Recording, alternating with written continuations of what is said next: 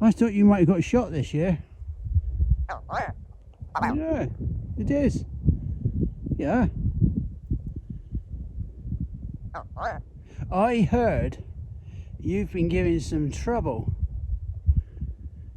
You've been causing some trouble. You've been attacking horses. You have. You've been attacking horses and riders. You're a naughty boy.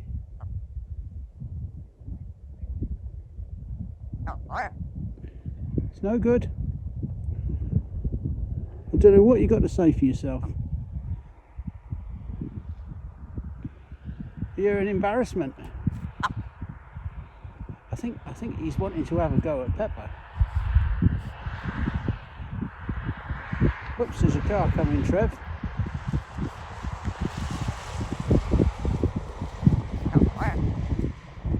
Yeah.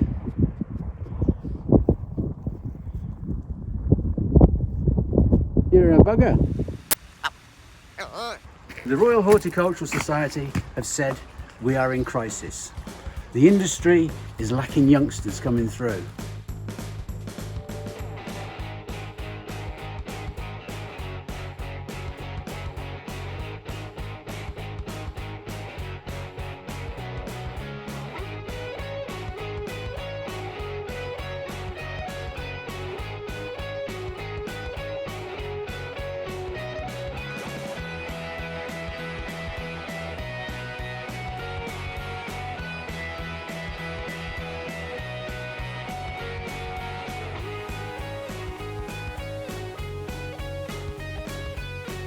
This is Eggleston Hall Gardens, and over the next 12 months we're going to take you on a journey of what it's like to run a nursery garden.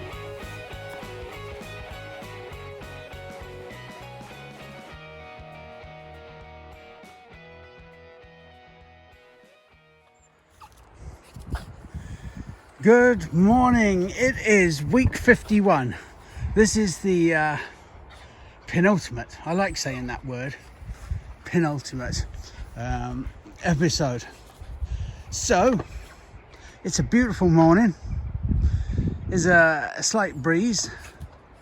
It's a little on the chilly side, but unfortunately not frosty. I would like a good long period of frost. What are you doing? Behave yourself, nutter. Right, let's have a correction from not a correction, but an explanation about plums from last week. You can see on the wall here, apples have all been pruned. Our plums on the wall have not been pruned yet. Last week there was some confusion about my pruning of plums in the winter. It's not something you would normally do. Oh, just wait for this wind to go down. It's you normally prune plums in the summer, or we tend to do it around about April. These apples and pears have all been done. This is because of silverleaf. Unfortunately, with our stock young plums, we need to clear the feathers at the bottom to put rabbit guards on. You can see here, these are plums, and if you look down the side, all last year's growth is still sticking out. We won't touch these till April. These are mature plums, but we take a chance on it with young maidens. As I say, we have to clear out the base to get the rabbit guards on, otherwise they will bite round them and we will get infection in anyway. We only tend to cut back the feathers, the little ones, halfway. I've never had a problem. I've done it for 25 years here, and with the maiden trees we just nip them back and I don't have a problem. Once they get a year older, we don't do that. We leave it until April. So just clear that up. It is just a system I have here that I find more useful. In April, I won't have time to go around loads and loads of maiden plums and with the pruning. It's just to fit in with us, really. As I say, I've not had any problems in doing loads and loads of plums every winter. But strictly speaking, you wouldn't prune them until April. We certainly wouldn't prune our mature trees. Right, I don't know what else we've got to talk about yet. I'll have a think as the day goes on.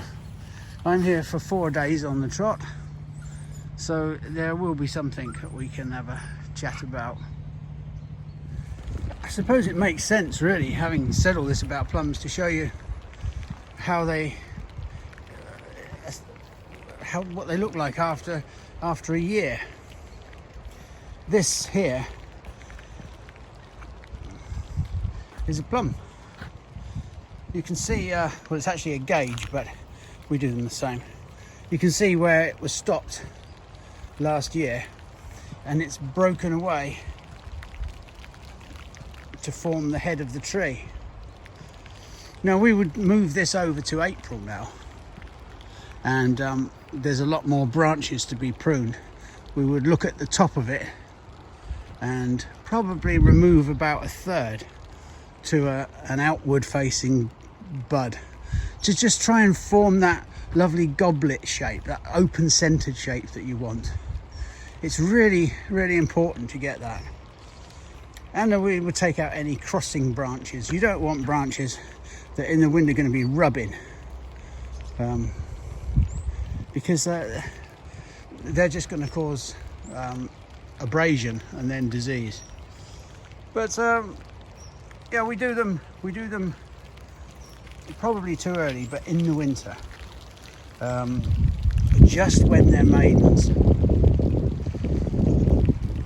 But as I've said, an older, more mature tree now we would go over to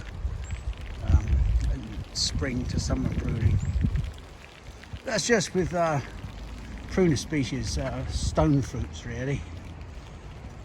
Peaches, nectarines would be similar. Although for every gardener and for every grower there seems to be a different pruning method. We all have our ways of doing things. Again, this is the last of several hundred trees.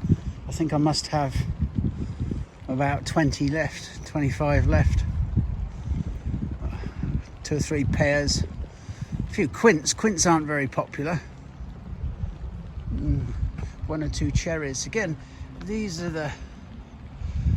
is a cherry. You can obviously see where it was stopped, and you can see there are 4 big branches.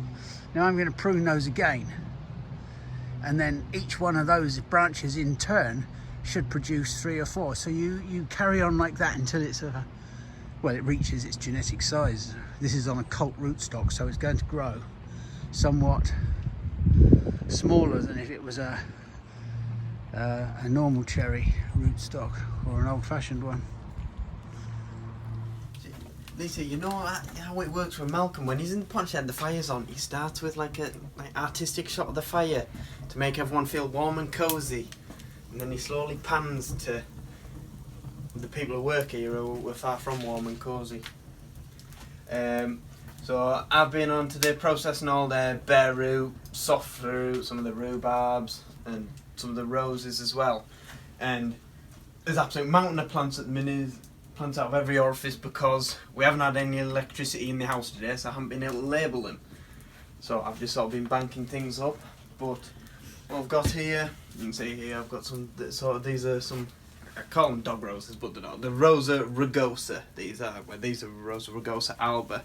It's lovely, just, I think sometimes called the hedgehog rose. It's one just, I'm finding hedgerows and different things. It's just a wild type rose, but still has a beautiful flower and a beautiful scent. And we got some last year bare root, and they sold quite well, so we've gone for some again. So just preparing them. You don't necessarily have to, you don't actually need to prune these in the same way as you would a normal rose, where you take the sort of framework back.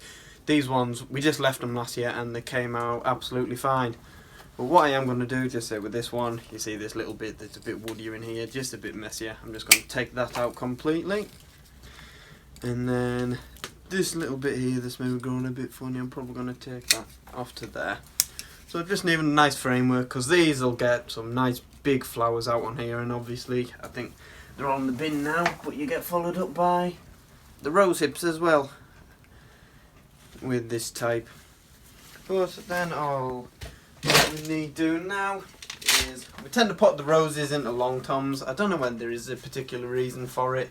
Like whenever we get the David Austin ones, I think it's just because they do typically when the bare root they have quite a large tap root, but these rose rugosas aren't exactly the same. But force of habit, we'll stick these in a long tom as well. So just work the roots in. Doesn't particularly matter about them coiling or spiralling, however they'll find their own way into the pot and get settled in. Just fill around it. And again with these ones, they sometimes sucker a little bit, so it doesn't matter if they tend to maybe be planted a little bit low. I'll try and get this sat about right. And then just like that. Now with these being bare root, if we were going to be putting them outside and we knew it was going to be dry for a spell, we'd probably actually be better off watering these in. But as they are and the weather as it is, these will probably just go out, get soaked in and get well established, and come flowering time they'll have fully rooted in and be ready to sell. In here we've got a load of the currants at the back, some more currants, got the rhubarbs here, and then some gooseberries. Now this one here, the larger plants, me and Lisa are both a bit sceptical about this because it's a variety called Xenia or Xenia. I don't know how you'd pronounce it, it begins with X. It's Xenia. And it's meant to be spineless. But it's meant to become spineless with age. So although these young plants are covered in spines, as it matures, it should become more or less spineless. Now I don't know why it should become spineless, but that's what it says. Now, if anyone has any experience of this variety, we'd love to know, because obviously we don't intend to keep any of these plants old enough to see them become spineless, because we'd hope to sell them, but it'll just be interesting to see, because it would be nice without to have a gooseberry that isn't as vicious. So here is an example of some actual bare root rose cultivated forms. This is a variety called Ballerina. Now, I'm not going to pretend I can't remember having this variety before, so I don't know what it looks like. I'm going to guess it's pink. But I just thought it might be interesting to see. I could be wrong, but I believe these roses are ones that have been budded. Malcolm can correct me. You can leave a little caption or something down below. But you can see, you can have, this would be the rose rootstock, and this is where the bud has been grafted on. As Malcolm has, I think, shown in a previous one where he's tried budding onto just a Rosa rugosa. You can see where this would be the bud of this cultivated form budded onto here. And so this is now the one that's growing. You do sometimes occasionally get the rootstock growing again, but you do notice it quite scarcely in roses. And again, it is a question of sticking these in. Now, normally with grafted things, you would leave the graft above the surface, but with a rose that's been budded like this, you don't actually have to. Like whenever we get the David Austin roses, the budded rose is often submerged, it's below the surface, so you never actually see where it is grafted. It doesn't do any harm to leave it above the surface, but also it doesn't actually matter to leave it slightly below, which, as I say, you wouldn't normally do with the graft, but when it's budded like this, it doesn't matter so much with a rose. You just coil the roots around.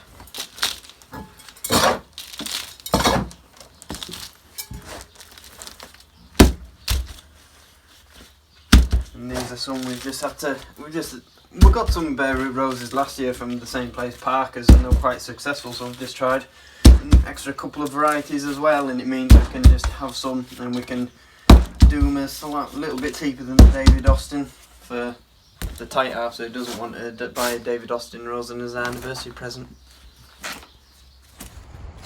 What's she on? She's intent on something.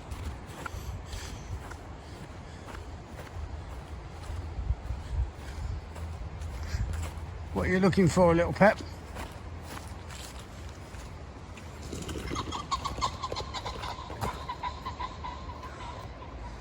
That is a pheasant.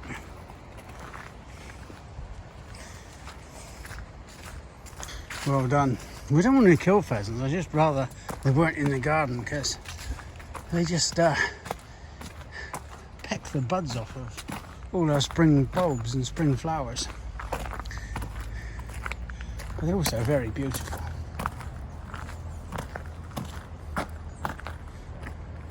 Oh my God. You know what my old man used to say? If the dog hadn't stopped the shit, he'd have caught a rabbit. In that case, you might have caught a pheasant. Yeah. Do you know what? I've hurt my back and it's absolutely killing me. Yeah. I was bloody handling trees all day yesterday and no problem. Bent down to chuck a toy for Pepper and something just went twang. God, it hurts like hell. Anyway, I have to carry on. These are a lovely little plant. Oh, you bugger. This is one of my favourite flowering cherries. This is a lovely little thing called Shida Zakura, or given it its English name, Cheel's Weeping. And it really is a cracking little plant. I'm not going to do much to this. I just need to clear some space where the rabbit garden goes. Just chuck that over there. And you can see the lax habit even on these lower branches. This is where it was budded, and it will have grown up for a year, probably to about there. And then in the second year it will have put on a lot of extension growth up there, but also some of these will have broken out. Well, we don't really want these lower down.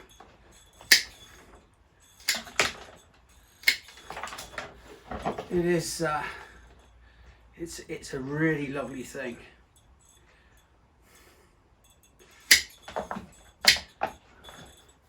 And once you nip back the top up here, I'll probably nip it off around about there to a downward facing bud.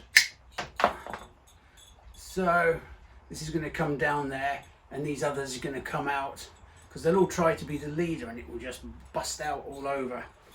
And it'll be a lovely thing this time next year. Yeah, really, really nice cherry. Double pink.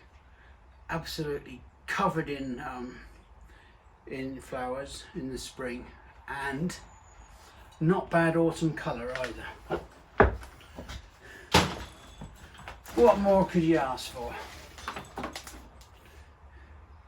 That's the bell gone. Oh, bollocks. We're just getting into that. There you go. Right. So all of us at Bartholomew, which is the four of us, would like to wish Malcolm a very Merry Christmas and everyone at Everton Hall. And we'd like to say thank you very much for letting us be involved in the Plantsmans Corner. Is anyone pulling Thank you very much for letting us be involved in Plantsmans Corner. We've had some interesting comments from customers. Do you want to come in? Quick. And yeah, thank you to the customers for your support this year. It's been quite hard, but we've been very lucky. Yeah, that's it really. Does anyone else want to say anything? Well, I'm not supposed to say anything, I'm not allowed, but I'm the only one that's sort of got into the spirit of things. But just would like to wish you all a Merry Christmas, and thanks again to Malcolm. It's been great, great fun. Thank you, great fun. And Merry Christmas. Sophie? Merry Christmas. Bo, you going to say Merry Christmas? Merry Christmas. Yeah. Look at that. It's made my day, this. Look at that.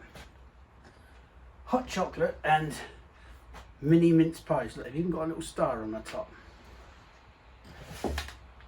I would have shared them, but there's nobody here, so, you know, not wanting to be greedy and that, but Even Thomas isn't here, so you know. They're mine. Actually, they're by way of compensation for the horrible plants I'm just about to pot up. Oh yeah, bugger. Well, I'll show you in a minute what these are. Now this is a very nice, despite its prickliness, this is a cretaceous. It's a little hawthorn. It's not a big tree, but it's a very nice tree, and it's autumn colour. If you like sort of russet tones, then this is a, you know, what is it, burnt umber and all those sort of, look at that, look how spiky that is. You see these great big long spikes here. It's a pig of a thing through that. Hence the mince pies, they're a little treat, you know, to make me feel better. This is cretaceous, it's type of hawthorn. This is cretaceous prunifolia, and it really is nice. It has lovely little, it has berries on, and it has this, it's a nice compact little tree, and despite its spiky nature, and I'm going to have to just trim up the lower things. However, look it up. It's a lovely thing. I think I've said that, but I'm just tidying it up at the bottom. Probably going to leave those. No, I can't really leave those. They're too close together. So maybe we'll just look at that. I'm just going to put that down there for now.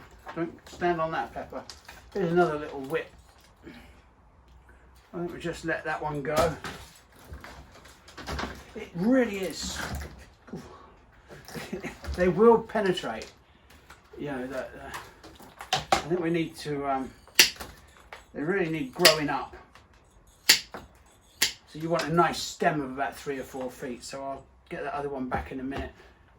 And if we stop this at about 3 or 4 feet, it's just about there.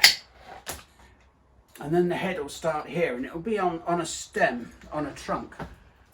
Where's that one? Oh. Sometimes you think you do something and you think, oh, I'll do it one way, and then you change your mind and do it another. Really, I cannot. If you, it's a fantastic barrier plant. I once got one of these jumping through a hedge through my calf muscle. I was showing off to a girl. Unfortunately, it didn't go according to plan, and as I jumped over the hedge, one of these, it was a hedge that was made of this, and one of them went through the calf muscle, and it got really infected. So it had to be dug out. So it had a local anaesthetic in them days. Went down the old doctor, Dr. Lush in Harting, that was his name, and got me up on the couch, local anaesthetic, dug around inside the calf muscle to a depth of about 1 inch, and got the thing out. I was in quite a bad way with it for a couple of weeks. Don't let that put you off. Yeah, they really are vicious things, but it's a very, very nice tree, and I rate it a lot. And I'm just tidying them up, and we'll put these. I'll leave that one as it is. I think it's a nice little head on it. I think I might just take these lower spikes off, or we won't get a rabbit guard on them though. Rabbit might poke its eye out on these. Well, you wouldn't want that, would you? I might shoot it, but I wouldn't want it to injure itself. I think I'm waffling now. There. Cretaceous prunifolia. And welcome back the next morning. Now, here are some very powerful young maidens. This is another thorn. This is a hawthorn. You don't want anything down the bottom.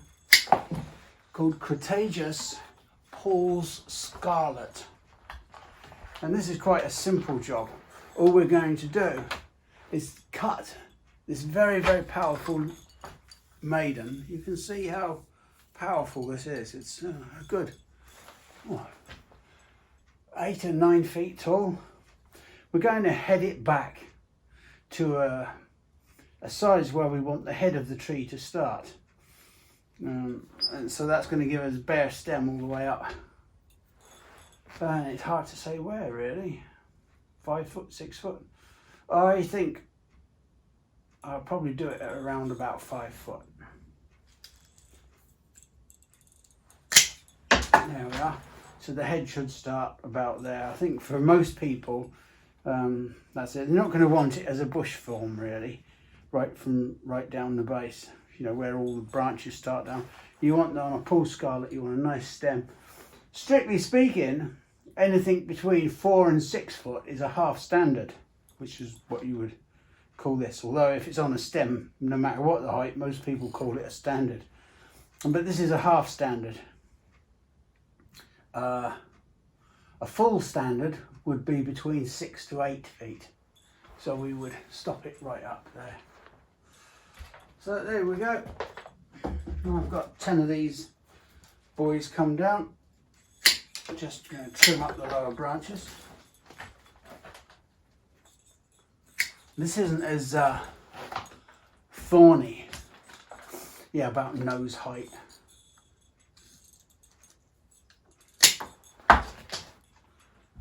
And it's not as thorny as the prunifolia, thank God.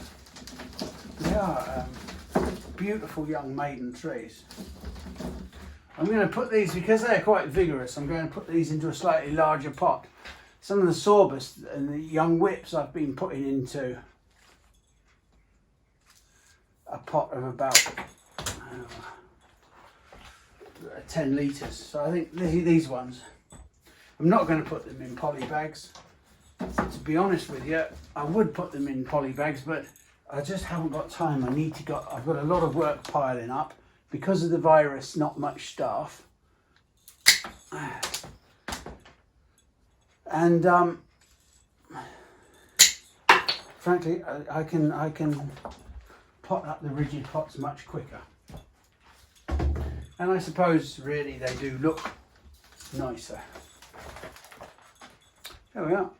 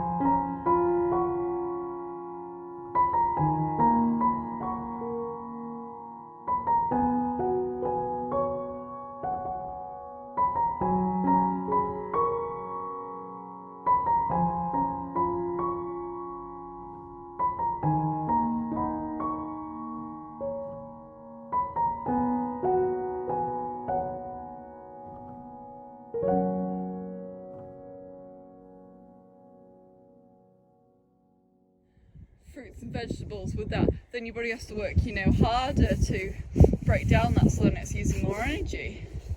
But if you're just having like a smoothie for weight loss, or like, you know, a diet drink, it's the same amount of calories that you're eating than normally, then, you know, you're just going to gain weight more.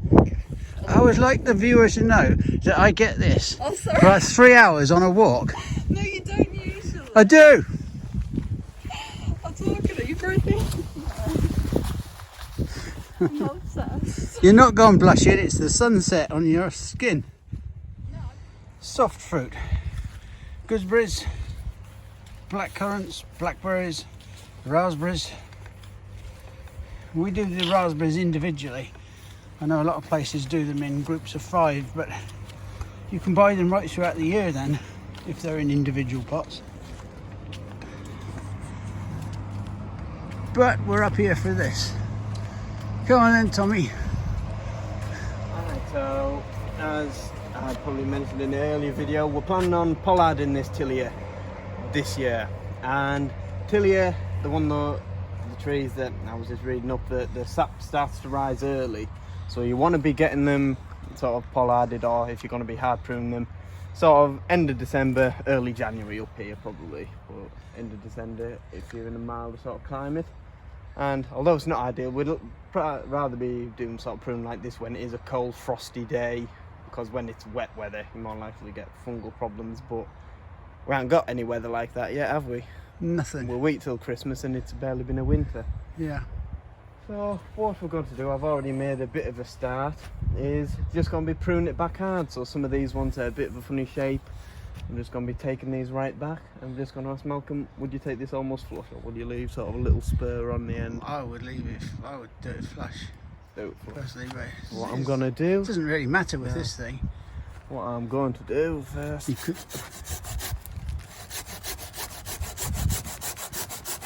cut so far on the underside, then go and then get hold of it. Not just want to let it drop. There. Doing that cut, it means that it just drops off, and then when it hits this point it stops, rather than, because sometimes if you just cut it from the top, as it falls off it just splits and rips all the bark off at the bottom. So then now I'm left with this little bit. I'm going to take this off. You go down now, just this side of that. just there. Yeah. I'll take this off, and the reason I leave a little length like this can be a fire, this is a log for the fire. Oh, isn't that nice? Northern, Little package find deal. stuff like that. That is an extremely sharp sword. Yeah, that's what I thought. Shan't bother with a chainsaw, just use my pruning saw. I do pride myself on having a very sharp tool because of the nice lack of use. I was about to say, it's not getting much use, is it? Yeah, I can blame Corona all I want, but okay, now what I'm going to do up here now. See, I've already taken this one off. I'm probably going to leave it at a height. I'm sort of judging it from, I don't really want it shooting all, apart from obviously there's these branches that are misshapen. I don't want it shooting like masses low down. I would like to keep it above head height where it sort of breaks, just so it doesn't get in anyone's face really. So then I'm going to drop this one from up here. Again, Malcolm might want to move. I think I will. When she comes down, and then I'll take it from the top.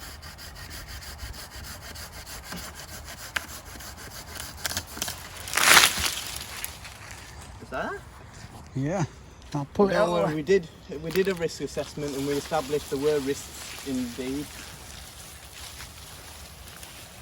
I'll come round here and I'll do this one again because this one's coming off, shooting off at the side. I'll probably take this one flush, and I'm just going to leave sort of these two main forks probably. But again, so far, go so far.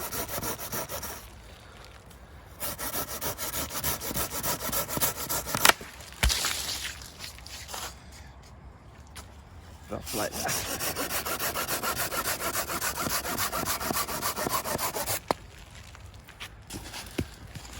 And what I'm doing now, I'm just clearing the ones that are lower down so that when they do drop, they're just going to drop straight to the ground. And it ends up not resting on another branch. And my little rickety steps. And Did this you do one, a risk assessment on them? I did. And there's a risk. I noted that they're crap, and I just have to make sure I don't fall off and make a tit of myself.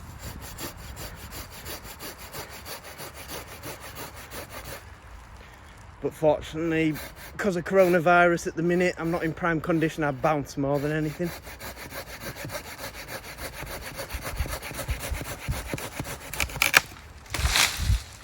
And I would like to know that was already broken before I started. The swag. Yeah. I swear it was.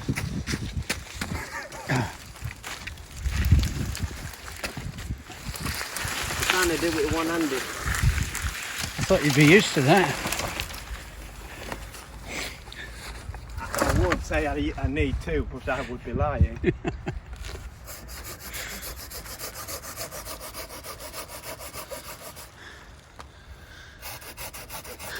I can't decide where to film this in complete time or...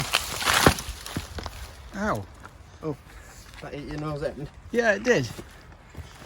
Well, didn't it mean? That's the important thing.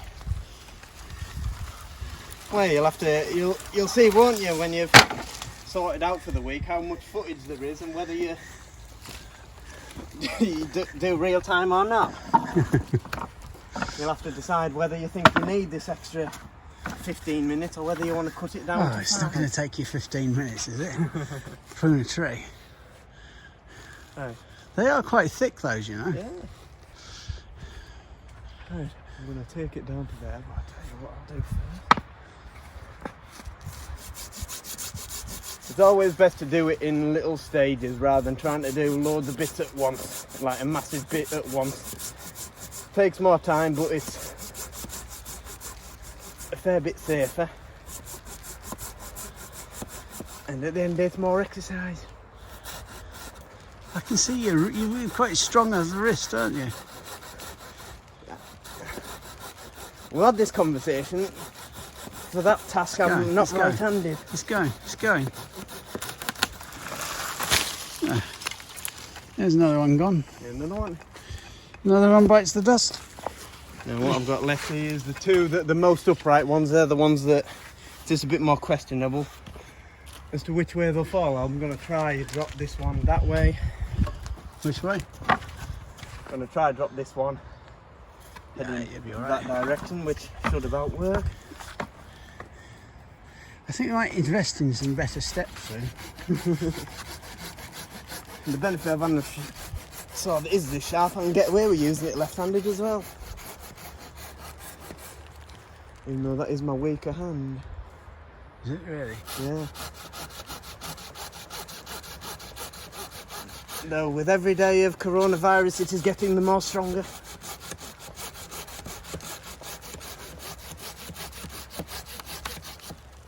You can hear it cracking. Excellent. We're nearly there. Obviously I will go back and tidy up these other bits, but you probably needn't see that bit. That was finally this one. We'll probably have to come back and do an update on this later in the year. Yeah.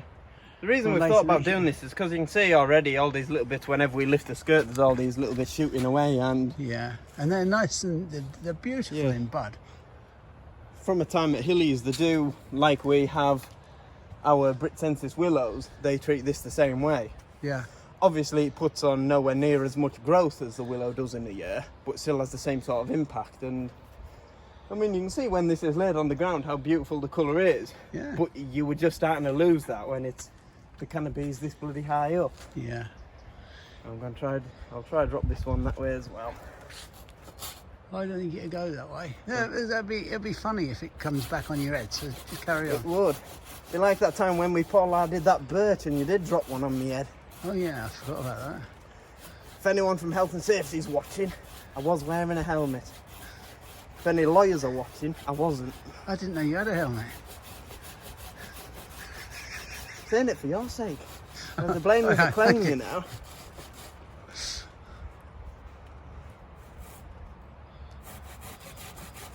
Well, I'm a bit dubious about which way that's going, that one. I'll slip there. Yeah, as am I, but hey, it'll make some funny watching, won't it?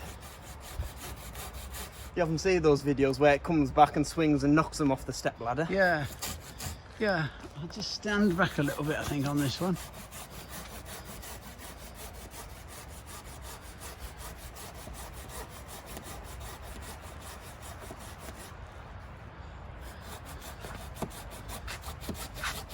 It's definitely going.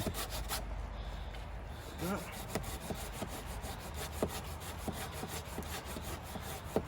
Seesaw, Marjorie Door.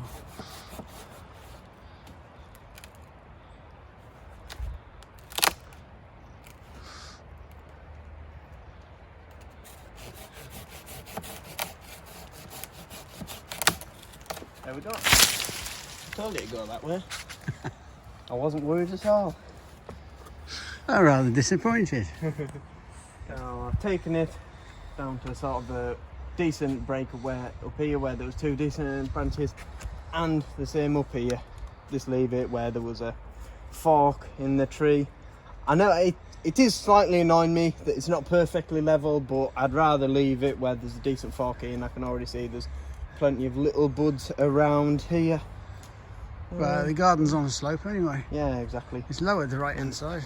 Yeah, and unfortunately we can't make a lot of use out of this material because, I mean, for us, tilliers, they can't be grown from cuttings, they can only really be grafted, apart from growing them from seed. Even then I think they're quite difficult because the seed has to be barely falling on the ground, it has to still be on the tree, but you just have to get it the right sort of ripeness.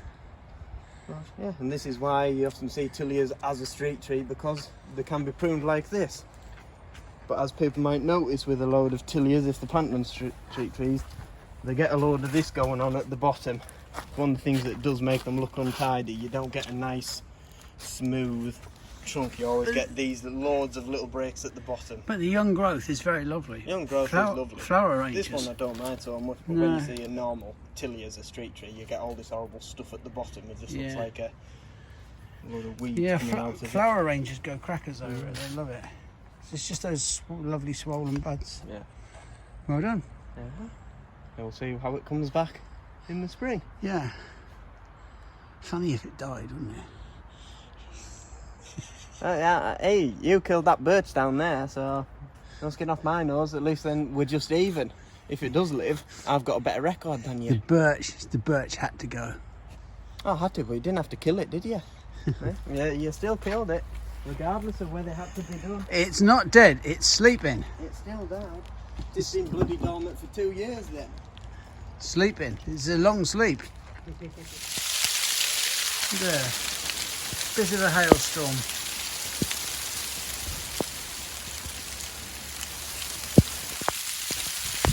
The weather's very interesting. I suppose it's better than about 5 inches of snow. Or in America, 5 foot of snow. To be honest, we get half an inch here and the country grinds to a halt.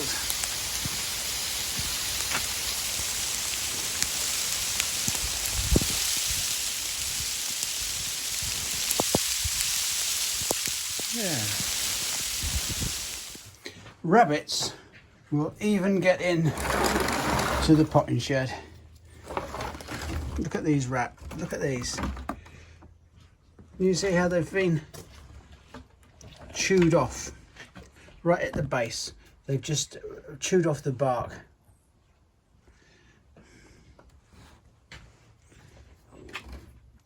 It's all freshly done. So frustrating. This is a crab apple and rabbits love anything to do with apples. One of the old-fashioned methods of getting them caught over here is a rabbit trap and bread soaked in cider.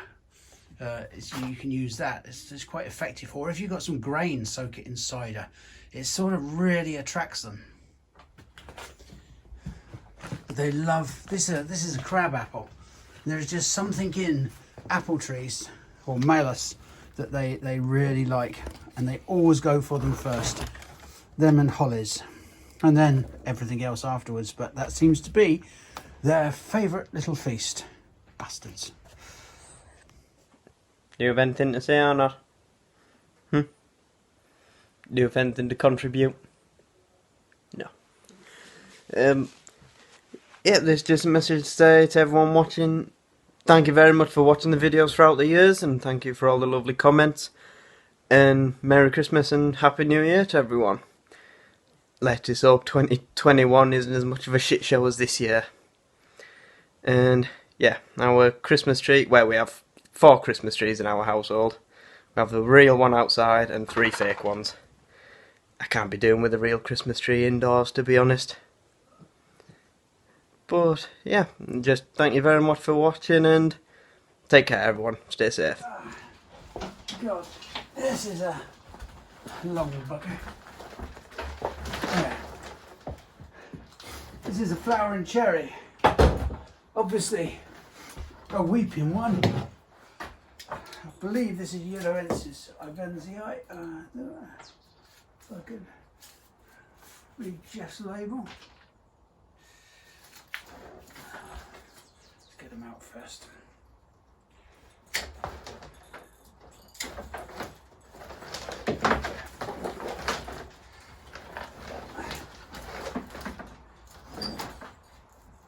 Some of these weepers are devils to deal with, but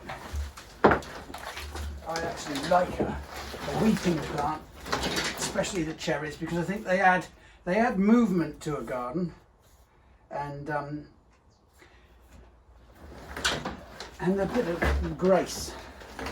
I think they can be quite graceful. This is Prunus Yellowensis Ivensii, I think. So that's the same process. But some of these have got a little bit more growth up top. You see, some of these lower ones have been broken off when they've been dug out the field. But that's quite nice. You can see that. Get it down on the ground. You can see you've got some pieces there, and you've got this lovely one hanging over here. It's a very, very nice tree. Another one there, see? I think we can use some of those lower branches. It's going to make it look a bit like a fountain, I would think. Imagine those covered with bloom. Beautiful things.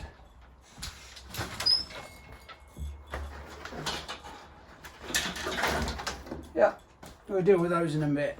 You'll be getting bored with, it's the same old thing really. Just different shaped maidens. One of the most amazing things really is you walk along around the garden this time of the year, and there's always a sprinkling of leaves, and they gradually disappear. I mean, look at this here. These are being pulled into the ground. Half of the leaf is underground, where the worms have started pulling it down. I just find it completely amazing. Look at that. That one there, just being pulled in. Eventually, over the course of the season, they just disappear. Obviously, there are piles of them where there are far too many for the worms, which we can pull up. It's just so nice to know that underground we've got all this fungus and all this wildlife, this wonderful underground world, subterranean world of life going on just under our feet. It's amazing to think really that in a square metre of ground there's just a whole world, a whole planet almost of wonderful bacteria and just insects and invertebrates just carrying on with their life. I don't think we should ever forget that. Now that path up there was almost clear, and yet it was quite leafy the other day. I know this sounds like the ramblings of a daft old man, but it is something you have to think about and be aware of. You know, we're not just these great big bodies on legs just wandering about and we're the centre of the universe. There's other universes about, well, universes in the terms of other creatures. I haven't been on drugs, you know. I haven't been on the wacky backy. All waiting and ready to be cleared up, swept off. I think Lisa just has to come through with the pressure spray now.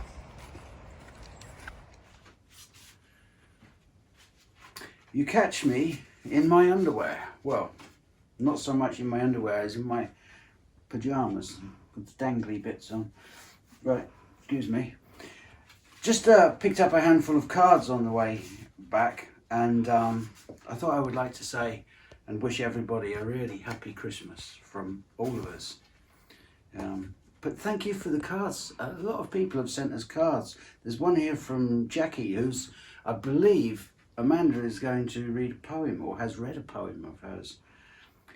Jackie, from Mortimer. I think she's from Mortimer, and the name is not Jackie Mortimer in Berkshire. I know Mortimer, it's out near Reading. I remember years ago they used to run the hounds there. Not that I would go there now. That's from Jackie. One from Eileen Tarrant. That's lovely. And I just want to mention a few of you. Karen Entwistle from Stafford. And this is so lovely from Richard. I know this one's from Richard because he came in the gardens and gave it to us. Look at that. That's like a little doggy thing on there. And this, look, I don't know whether somebody's taking the piss out of me here. Little bloody bunnies. But it's a very pretty little card. And that's from Helen Curtis in Malvern in Worcestershire. They're coming from all over. I'm amazed at these. The one with the dogs in was from our friend Richard Fleming. And from Jason Kenway. Oh, and there's him. So it's just so lovely that people actually take the time and bother to do that. So yeah, happy Christmas. And this is the penultimate, or has been the penultimate episode. I hope you will enjoy next week's, but it's going to feel strange not doing it. Anyway, good luck to everybody and a happy new year.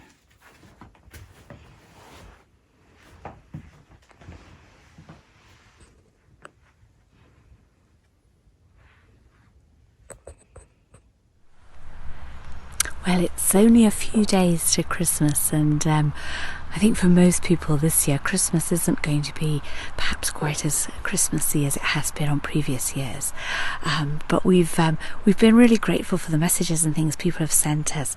I got one from a lovely card from Jackie Mortimer, I think it is, from West Berkshire, and she enclosed in it such a good poem from her grandson, and we thought, since we all need cheering up, we might use that as our Christmas poem. So Jackie, thank you to your grandson, and here we go. It's called The Snowball. I made myself a snowball as perfect as can be. I thought I'd keep it as a pet and let it sleep with me. I made it some pyjamas and a pillow for its head. Then last night it ran away, but first it wet the bed.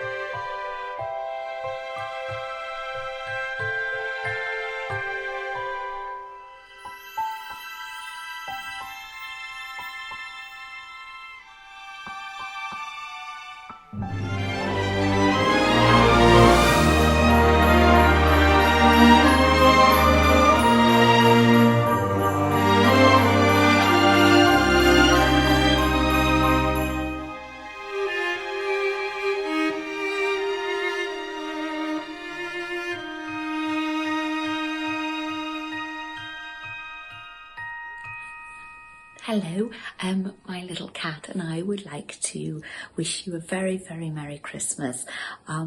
This is Meg, she's 23 years old. Every year we think it's going to be her last Christmas, but she always hangs on in there and lives to tell the tale, which is wonderful. It's not so wonderful for my husband because he's no fan of cats, but in fact, earlier this year, he dug up an old tree root in the garden and he came in and he said, I'm not going to fill in the hole, just in case, which isn't very nice. But anyway, here we are, and we wanted to thank you for watching the videos and to wish you all a very, very happy Christmas. And given the craziness of the year we've all just had, wishing you a very safe, happy and healthy 2021.